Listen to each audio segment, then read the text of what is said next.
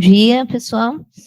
Então, tenho a honra de apresentar o Dr. Vitor Kawabata, médico cardiologista intensivista, doutor em ciências pela FMUSP, diretor técnico da Associação Paulista para o Desenvolvimento de Medicina, SPDM.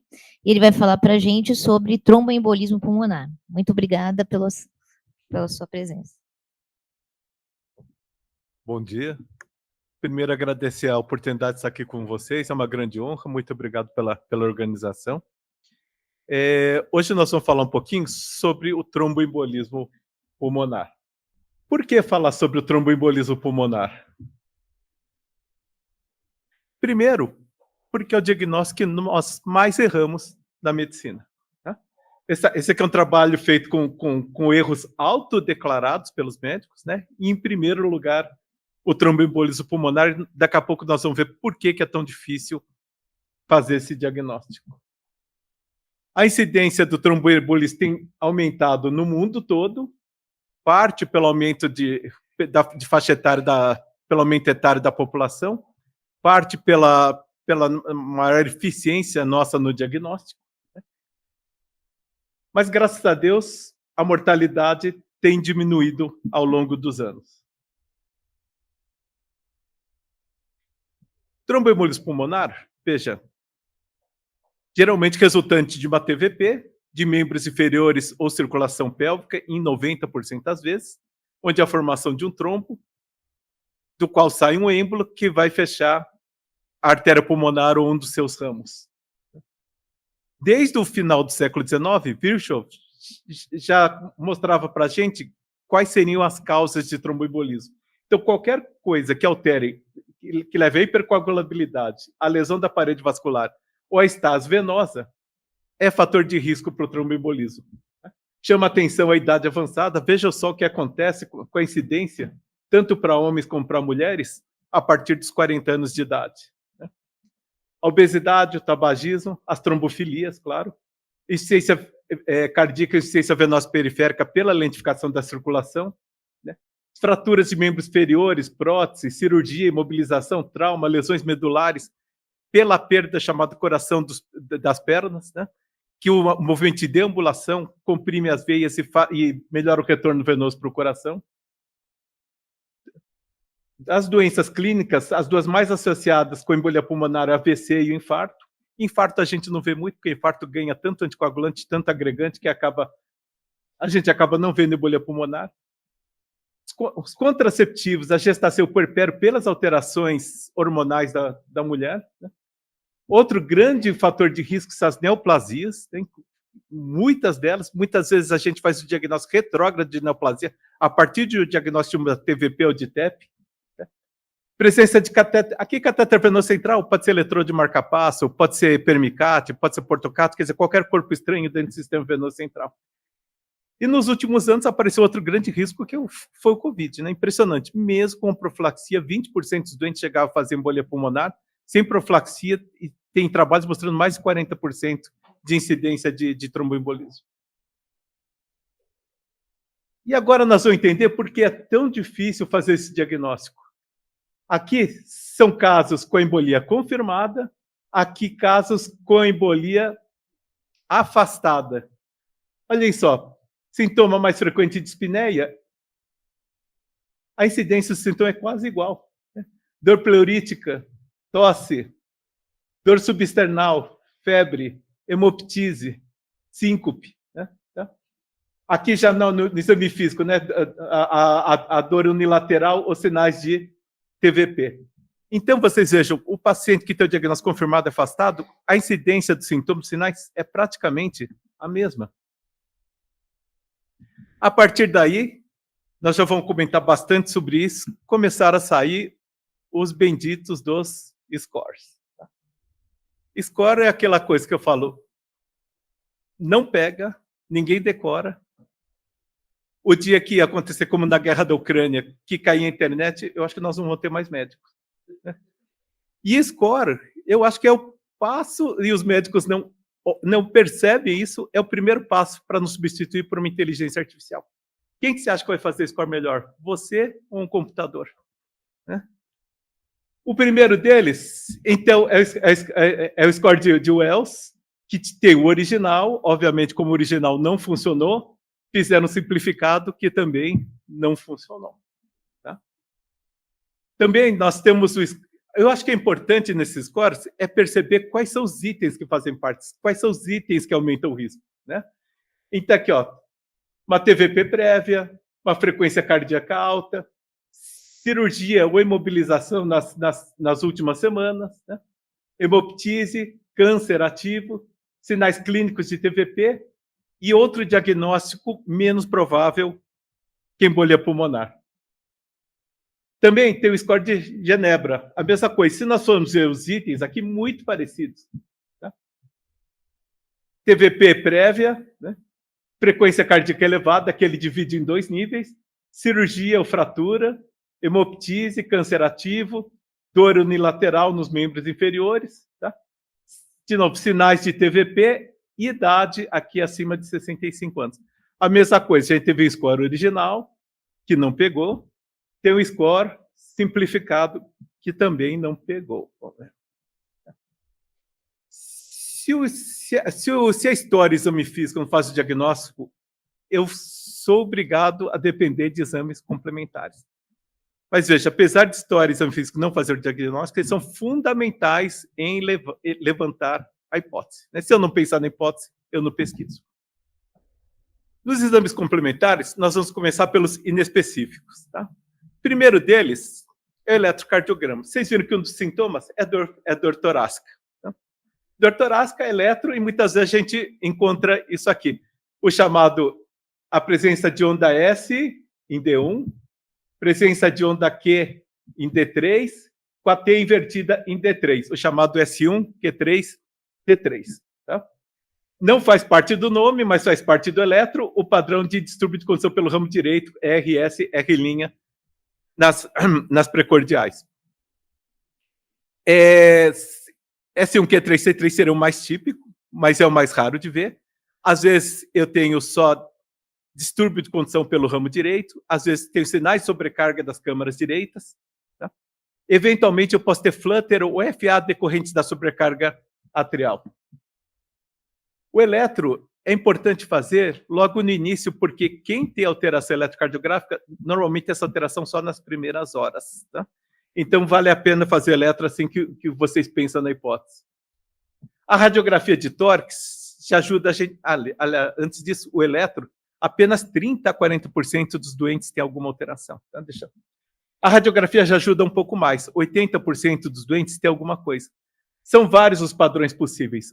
O mais típico, quase diagnóstico, é esse aqui. Então, aqui o raio-x está mal penetrado, hilo direito, e a gente vê a circulação chegando até a periferia do pulmão direito. O hilo esquerdo, né?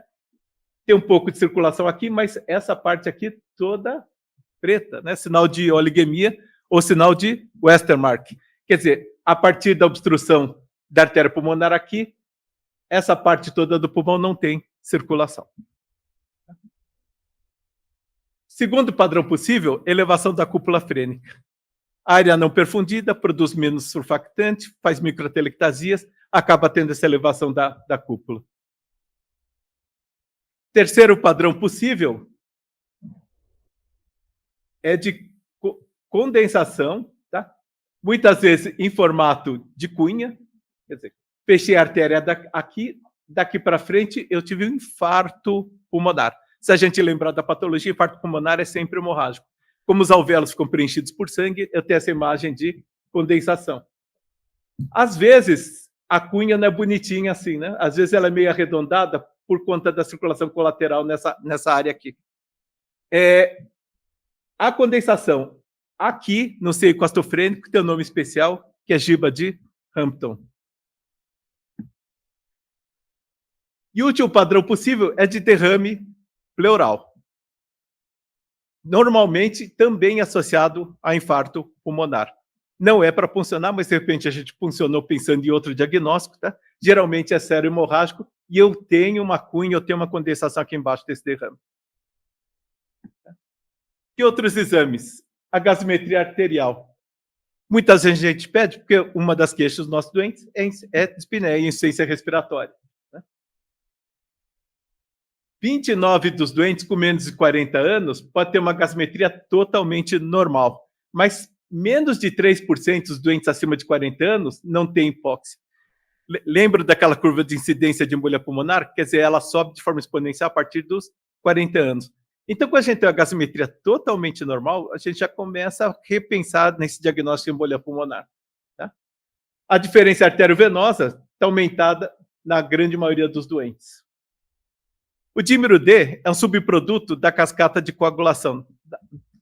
Na verdade, faz mais da parte da fibrinólise, né? É uma sensibilidade altíssima, dependendo do método, chega a 100%, mas a especificidade é muito baixa. Quer dizer, para mim, dímero D é bom quando ele vem negativo, tá? Que aí quase que afasta a possibilidade de embolia pulmonar.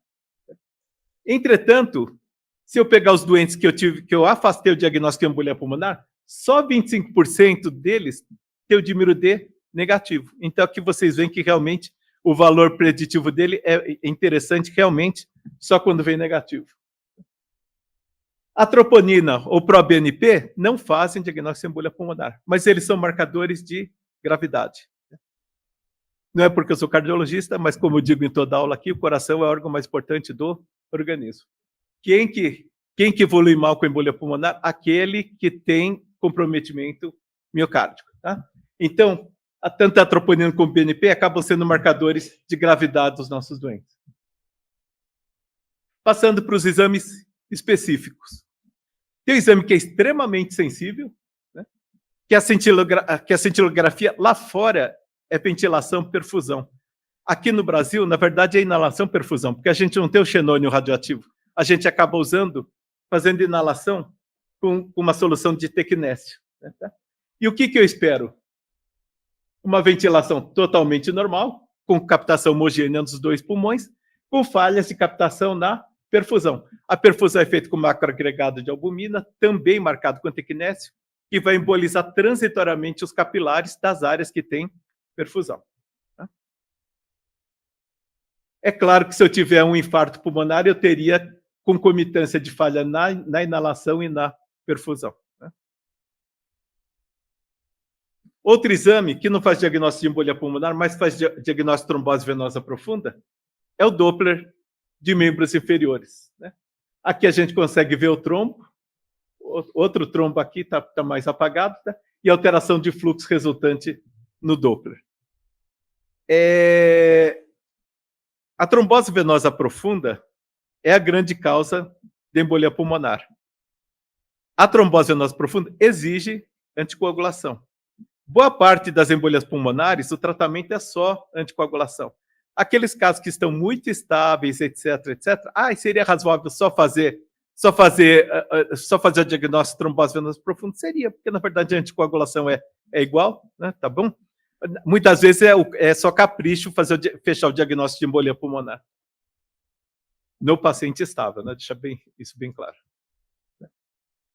Outro exame que é muito útil para a gente é o ecocardiograma. E o ecocardiograma, muitas vezes, a gente faz diagnóstico retrógrado de embolia pulmonar. Como assim? Pediu eco por dispneia, pediu eco por choque, pensando em outro diagnóstico, e de repente eu acho o padrão de embolia pulmonar. O que eu espero na embolia pulmonar? Basicamente, a dilatação e hipocontradilidade do ventrículo direito, tá? Chamado sinal de McCormick, que tende a poupar a ponta do ventrículo.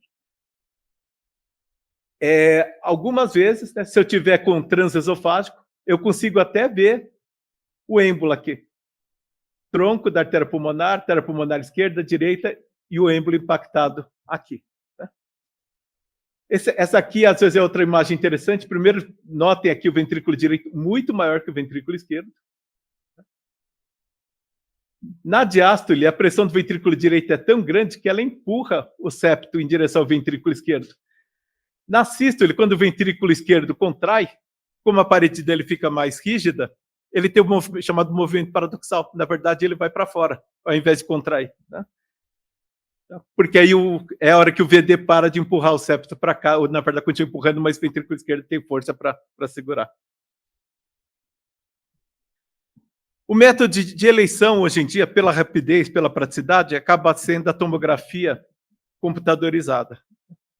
A tomo vai mostrar para mim a presença de êmbolos nas artérias pulmonares e, durante a tomografia, eu posso descer para os membros inferiores e fazer o diagnóstico de TVP no mesmo procedimento. Tá? Ainda existem outras manobras, como aqui a reconstrução 3D. Aqui parecia um êmbolo à esquerda, um êmbolo à direita. Na verdade, quando eu faço a reconstrução, eu vejo que era um êmbolo a cavaleiro. Tá? A tomografia também, algumas vezes, me dá o diagnóstico retrógrado de embolia pulmonar. Eu pedi a tomografia pela dor torácica, eu pedi a tomografia por dispneia, pensando em outra coisa, e eu acho essa imagem aqui. Uma consolidação periférica, tá? O centro mais escurecido. Isso aqui é muito sugestivo de infarto pulmonar.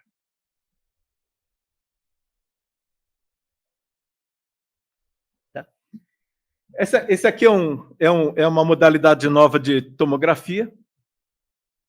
Aqui, por exemplo, vocês estão vendo o êmbolo na artéria pulmonar direita. Tá? Mas a gente olha o pulmão, parece normal. Tá? Aqui embaixo é a chamada tomografia de dupla exposição. Tá?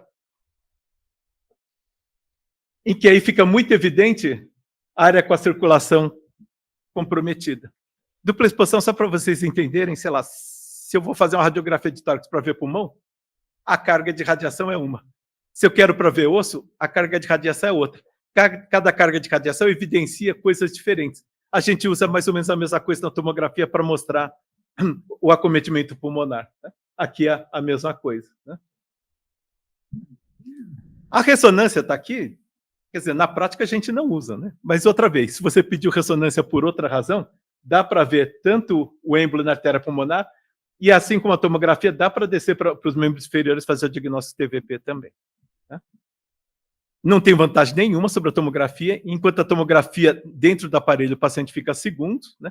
Na ressonância são 20 e 30 minutos. Se um paciente instável, grave, não tem sentido usar esse exame. E por fim, o exame mais específico de todos, que é a arteriografia pulmonar. Né? E que eu vejo uma parada súbita do contraste, né? Mostrando a embolia naquela área.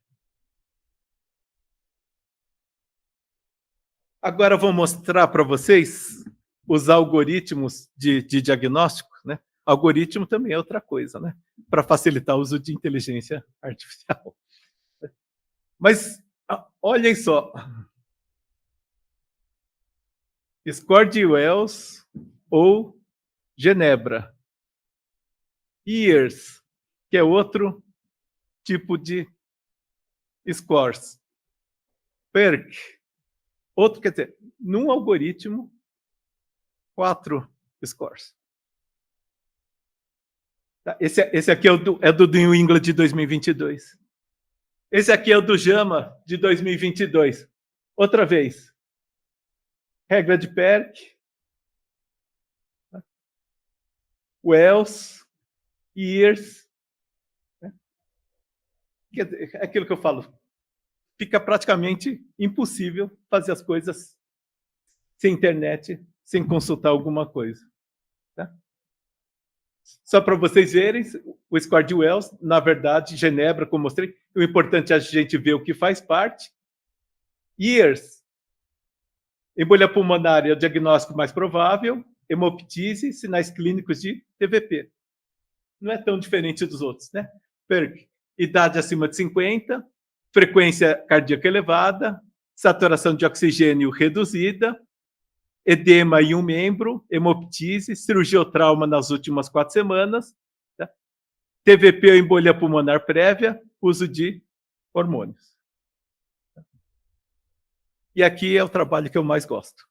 Comparando score de Wells com score de Genebra, com o achômetro do clínico, e adivinha o que é melhor? Óbvio, o achômetro do clínico. Tá? Então, que essa curva verde, a área sobre a curva roca, é muito superior tanto ao score de Wells como ao score de Genebra. Tá? Então, Eu acho que é melhor, mais razoável, a gente seguir o algoritmo diagnóstico da Sociedade Europeia de Cardiologia, né, que divide em dois tipos. O paciente está chocado, hipotenso, mal perfundido. Tá? Eco transesofágico. A grande vantagem do eco transesofágico, o paciente não precisa sair da UTI, não precisa sair da sala de emergência. Tá? Não tenho disfunção de VD, então não, esquece. Veja, não tem como embolia pulmonar dar choque sem disfunção de VD. Ok? Vou procurar outra causa. Se eu tenho disfunção, fazer a tomografia helicoidal. Toma helicoidal, a sensibilidade é muito boa também. Tá? O êmbolo tem que ter menos de 1 milímetro para escapar da toma helicoidal. Mas, de novo, êmbolo de 1 milímetro não dá choque. Né? Tá? Se não, eu não tenho a tomografia, o que eles propõem? Trata e trata como embolia de alto risco. O paciente está chocado. Tá? Eu tenho, idealmente, a gente faz a tomografia. Se positivo, fechou. Né? Se negativo, eu vou procurar outra causa. Eu não tenho choque nem alteração hemodinâmica no doente. Tá? Então, eu vejo a probabilidade clínica, pode-se ou não usar os scores. Né? Se a probabilidade é baixa ou intermediária, eu posso primeiro fazer o dímero D. Como o dímero D tem a sensibilidade muito boa, se ele for negativo, afastei. Tá? Se o dímero D for positivo, tomo helicoidal, que confirma ou afasta o diagnóstico. Se a probabilidade é muito alta, o dímero, como eu falei para vocês, tem a sensibilidade de quase 100%, mas não é 100%. Se eu acho que a probabilidade é muito alta, talvez valha a pena partir direto para a tomografia helicoidal, tá? Que, de novo, vai afastar ou fechar o diagnóstico. Aí eu vou ver a gravidade do meu doente. Outra vez, para quem gosta, o quinto score. Calma que tem mais. Tá? Que é o chamado PESE. Outra vez, vamos nos ater ao que faz parte dos critérios de gravidade. Idade, sexo masculino, câncer, insuficiência cardíaca, DPOC, taquicardia, hipotensão, taquipneia, temperatura baixa, né? Alteração do nível de consciência e saturação de oxigênio baixa. Okay? Eu acho que isso aqui é muito melhor. Veja, embolia pulmonar sem disfunção de VD, a mortalidade é praticamente zero. Tenho disfunção de VD, a mortalidade vai aumentando até eu atingir, quando eu tenho choque, a mortalidade é muito alta, 30%. Tá? Se o paciente chegar a parar, 70% de mortalidade, se tiver morte súbita, morreu, né? 100%, ok? Mas a ideia, tudo fica centrado aqui na disfunção de VD. Tá?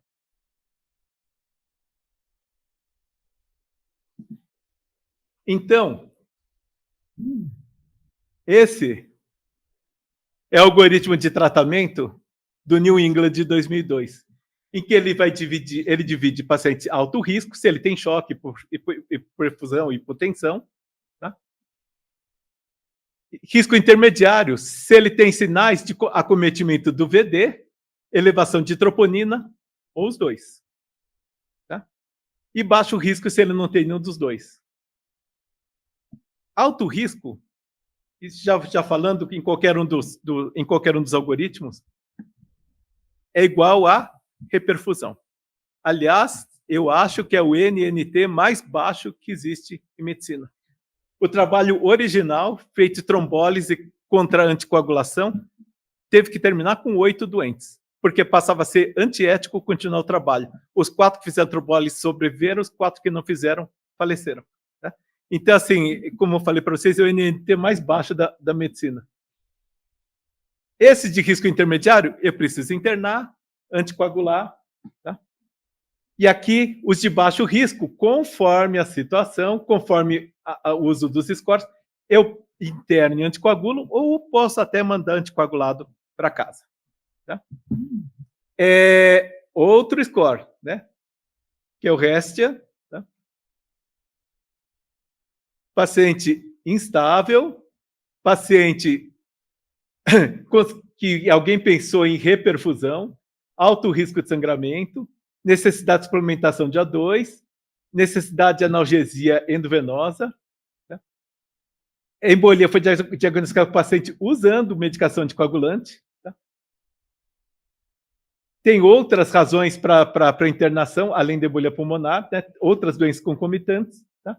Não tem suporte social para alta, clearance de creatinina reduzido, disfunção hepática, gestação, ou história de HIT, né, de trombocitopenia induzida por heparina.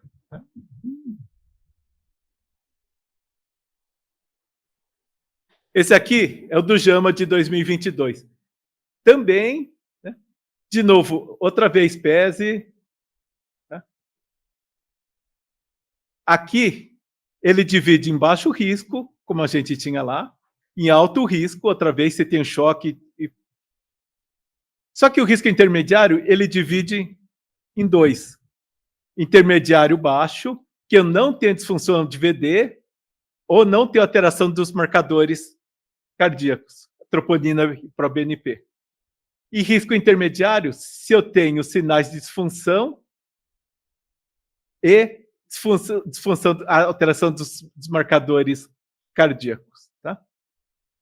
Aqui é interessante que em todos, aqui ele não separa muito a conduta, né? Internação, anticoagulação oral. Tá? A única coisa que aqui é internação, anticoagulação primeiro parenteral nas primeiras 72 horas, para depois oral. Tá? Aqui continua sendo a reperfusão.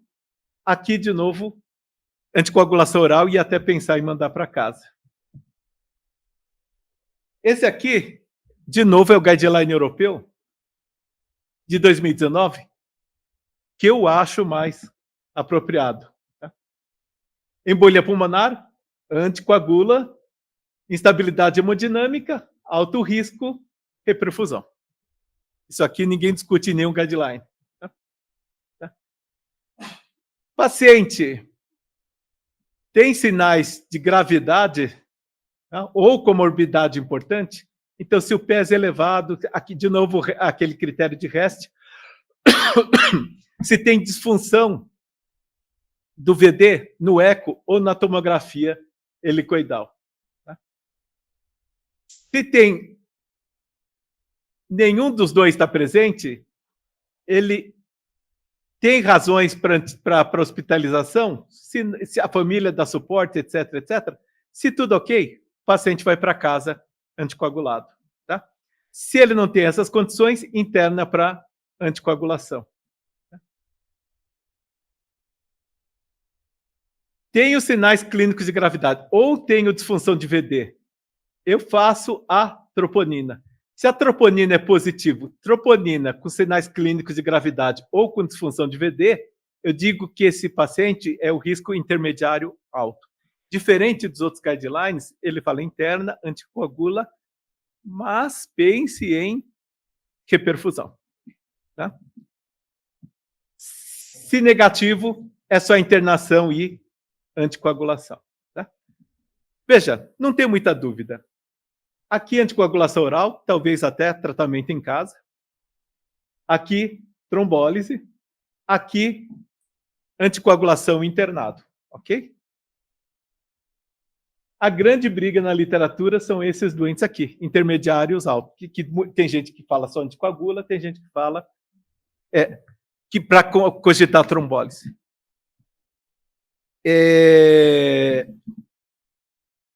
O que acaba acontecendo? Acho que os assistentes da clínica médica aqui vão lembrar. A gente teve uma doente que com embolia pulmonar, em momento algum teve estabilidade hemodinâmica, mas tinha uma dispneia brutal.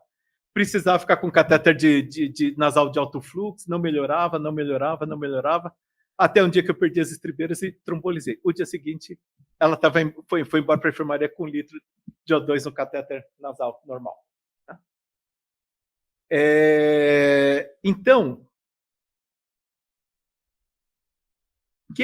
quais serão os doentes que eu tenho, talvez nesse grupo, veja, nesse grupo específico, eu possa cogitar trombólise? Né? Vamos ver quais são os fatores que determinam a mortalidade? Então, isso aqui é uma meta-análise, vários doentes, em que ele é retrospectivo, né? É corte. Separaram os doentes que morreram dos pacientes que sobreviveram. Veja, embolia pulmonar grande, risco intermediário alto. Tá? E aqui, na verdade, eu só coloquei aqueles que mostraram diferença, né? Lembra? Gozado no PESE, sexo masculino entra como critério de gravidade. Mas aqui, morreram mais as mulheres. Idade, que é uma coisa que a gente imaginava que fosse dar, deu quase, né? Batendo na trave ali, mas não foi estatisticamente significante. Né? Agora, veja só, ortopneia impacta na mortalidade, choque obstrutivo, a gente já imaginava, né? Perda de consciência, inconsciência em decorrência do choque, a gente já imaginaria. Tá? Aqui, ó, redução da saturação também impacta na mortalidade. Tá? E é claro, o tamanho dele, se é maciço, não maciço, né? Já era de se esperar. Se o paciente é renal crônico, né? Aqui não faz muita diferença o tratamento. Aqui a anticoagulação, todos os grupos eram anticoagulados, né? Mas a reperfusão faz diferença. Agora, cuidado, né? Aqui estão todos os pacientes intermediários, mas estão os de alto risco também, né? Então a gente tem que olhar com cuidado isso daqui. Como grupo, esse intermediário alto, seu trombólise contra anticoagulação, não há nenhum benefício de redução de mortalidade. Todos os estudos que foram atrás disso não mostraram redução de mortalidade. Entretanto, parece haver uma redução das complicações, insuficiência respiratória, hipertensão pulmonar, e assim vai. Tá? Então, veja, nesse grupo, acho que cabe a vocês olhar o doente, olhar as características dele, olhar o quadro clínico e ver se vale a pena ou não. As medidas gerais que nós vamos fazer para toda a embolia pulmonar: analgesia, né? Como tudo em cardiologia, morfina. Oxigênio, veja, oxigênio, mesmo com saturação normal, a gente dá oxigênio. Por quê? Porque o oxigênio é o melhor vasodilatador pulmonar. Volume. Durante muitos anos, a gente fez com a embolia pulmonar com choque, a mesma coisa que a gente fazia com o infarto VD. Dava 5, 6, 7 litros de cristalóide. Tá? Só que o que acontece? Em bicho, a gente não sabe direito, e sim, gente, né? Excesso de volume pode levar a infarto do VD. Tá? Então, hoje em dia, nós estamos um pouco mais contidos nessa expansão volêmica. Tá? E muitas vezes a gente acaba recorrendo ao uso de drogas vasoativas. Anticoagulação aguda, né? Pode ser feita com heparina. Aqui a diferença da dose é se eu não vou fazer trombólise ou se eu vou fazer trombólise entre parênteses. Tá? Pode usar tanto heparina como as heparinas fracionadas, como os pentasacarídeos. Para a trombólise, dá para a gente associar a heparina não fracionada e a enoxaparina. As outras eu não tenho estudos de segurança para usar junto com trombólise. Posso usar os novos anticoagulantes, né? Rivaroxabana, dabigatran, apixaban, edoxaban. Principalmente naqueles pacientes que eu vou deixar com anticoagulação oral e eventualmente até pensar em mandar para casa. Eu vou deixar a apresentação aqui, vocês fiquem livres para copiar depois, tá? Não precisa. E por fim, a trombólise.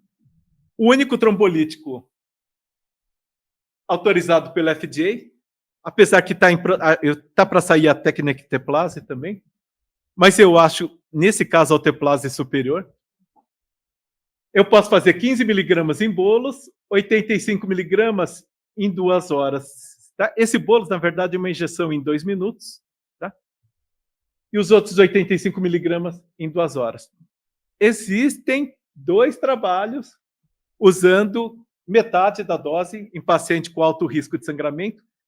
O sangramento foi menor e a reperfusão não foi muito menor do que a dose plena. Tá? Então, dá para a gente cogitar o uso de drogas menores. Por que a alteplase é interessante? A minha vida da alteplase é 6 minutos. 6 minutos. Tanto que toda vez que vocês forem fazer trombólise com alteplase, a não ser no AVC, né, que não pode, o paciente já tem que estar anticoagulado antes. Porque senão o que acontece? Acaba a alteplase, ele fecha a artéria outra vez. Tá? E na ausência da alteplase, antigamente, o que a gente fazia? A gente fazia estreptoquinase. Só que estreptoquinase é uma tragédia, né? Assim, tem paciente que fica 2, 4 dias com o sistema de coagulação em frangalhos. A chance de sangramento é maior, né? E o efeito trombolítico dele não é tão bom. Né? Seriam 250 mil unidades de ataque, 100 mil unidades por hora por 24 horas.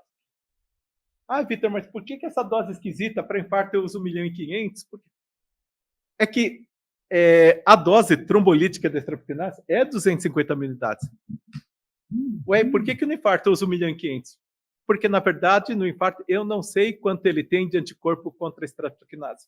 Estreptoquinase é a substância exógena, produzida pelo Streptococcus, eu não sei quando é que o sujeito teve a última dor de garganta. Tá? Então, na verdade, aquele 1.500 é suficiente para vencer os anticorpos em 90% das pessoas. Aqui, como eu tenho uma infusão contínua por 24 horas, não tem necessidade de usar essa dose tão alta. Né? Ou eu posso também fazer uma infusão mais curta, aquele mesmo 1.500 de infarto, só que em 2 horas. Tá? Outra vez, parece ter menor índice de sangramento e o índice de reperfusão é igual. Mas, ressaltando outra vez, autorizado pelo FDA é esse daqui. Tá? E, da mesma forma que no infarto, eu posso tentar abrir a artéria pulmonar com catéter. Né? Pigtail, catéter por jato, catéter por aspiração. Tá? Aqui, um balão parecido com aquele que usa na coronária. Só que, diferente do infarto agudo do miocárdio, não tem nenhum estudo mostrando superioridade do método de reperfusão mecânico em relação ao fibrinolítico. Tá? É isso que eu tinha mostrar a vocês. Fico aberto para perguntas.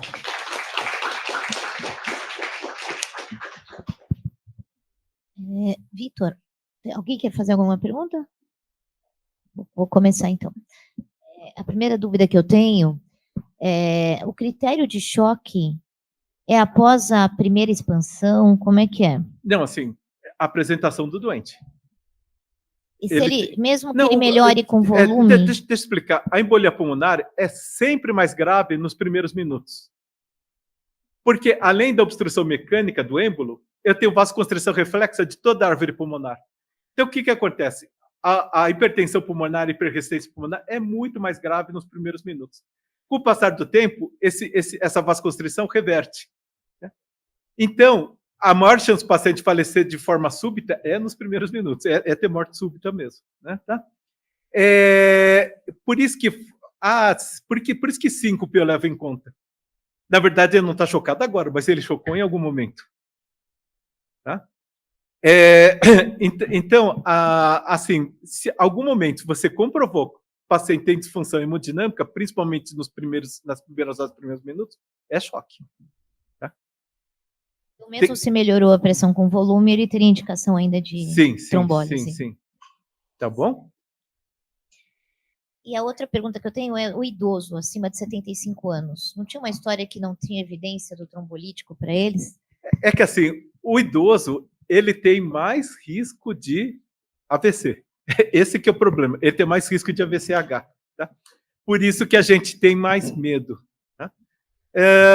Então, aí, de novo, agora, como eu falei para vocês, se ele tem choque, não tem discussão. Como eu falei, 8 doentes, você consegue mostrar benefício de trombólise. Quer dizer, não tem muita dúvida em quem tem que fazer. Tá? Ah, não, é lógico, o cara tem um AVCH, o cara teve AVC ontem. Ah, não, peraí, né? Vamos pensar. Mas se não tiver contraindicação formal, imediata, a ideia é que sim. E mais uma perguntinha só. Uma coisa que sempre me incomodou é que não entra nos scores de gravidade o tamanho, propriamente dito, do TEP, né? Não. Continua... Não, mas isso é verdade, porque às vezes o paciente, por força das doenças prévias, porque ele tem uma IC, tem um DPOC, às vezes um êmbolo minúsculo tem uma repercussão clínica gigante. Então não interessa se o êmbolo é assim, se o êmbolo é assim, o interesse é a repercussão clínica dele. Tá? Realmente, ninguém fica muito preocupado com o tamanho em si do... Doutor, eu acho que o que eu ia perguntar se enquadra mais ou menos na dúvida dela. No paciente que tem contraindicação a trombólise e ele está instável, a gente tentaria fazer a trombectomia? Como que a gente faria nesse caso? Então, de novo, é que assim, perto de infarto, a incidência de embolia pulmonar é muito menor. Então, a gente não tem aqueles grandes estudos, 15 mil, 20 mil, 10 mil pacientes como a gente tem no infarto, né? Estudo de embolia pulmonar, você vai ver, é sempre assim, 200, 300, gato pingado. Então, assim, a gente não tem demonstração científica disso, mas seria razoável o seguinte, o paciente com artéria aberta, no caso de choque, evolui melhor do que com artéria fechada. Se eu não posso usar trombolítico, eu acho que a alternativa seria reperfusão mecânica, né? Difícil vai ser convencer o INCOR a fazer alguma coisa assim. Mas eu acho que seria bastante razoável. Se fosse meu paciente ou se fosse um familiar meu, sim.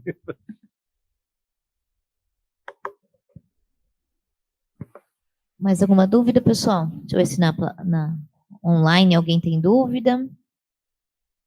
Bom, mais uma vez, meus e-mails estão na apresentação, vocês fiquem totalmente livres para encaminhar qualquer dúvida remanescente, tá? E como eu falei, vocês ficam absolutamente à vontade também para copiar a apresentação, ver doses que a gente acaba passando rapidinho mesmo.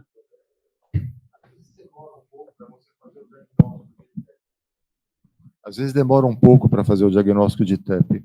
Aí você consegue fazer o diagnóstico, mas aí você supõe que o TEP foi há 2, 3 dias atrás, e você fez o diagnóstico 2, 3 dias depois. Falha minha. Eu precisava falar. Ao contrário do infarto, que a gente tem 12 horas para fazer a trombólise, porque eu quero salvar tecido do órgão mais importante do organismo, que é o coração. Isso. Na embolia pulmonar, desculpe o termo, pulmão que se dane. Isso. Na verdade, outra vez, eu quero... não sei se vocês têm noção, o pulmão tem a capacidade 10 vezes superior ao que a gente precisa no dia a dia. Então, a intenção não é salvar a parênquima pulmonar, a intenção é tirar a sobrecarga do VD. Tá? Então, existe benefício de trombólise até 15 dias depois da embolia pulmonar.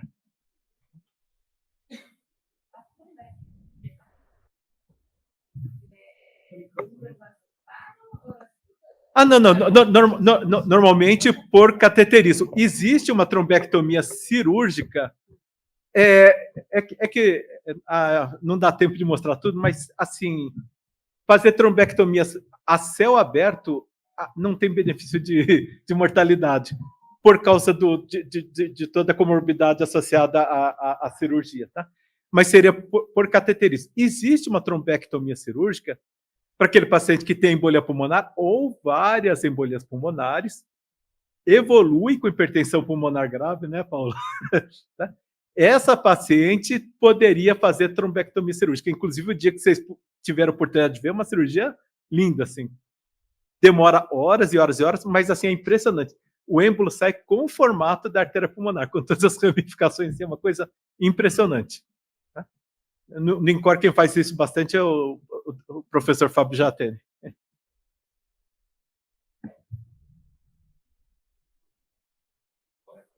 Perdão? Não.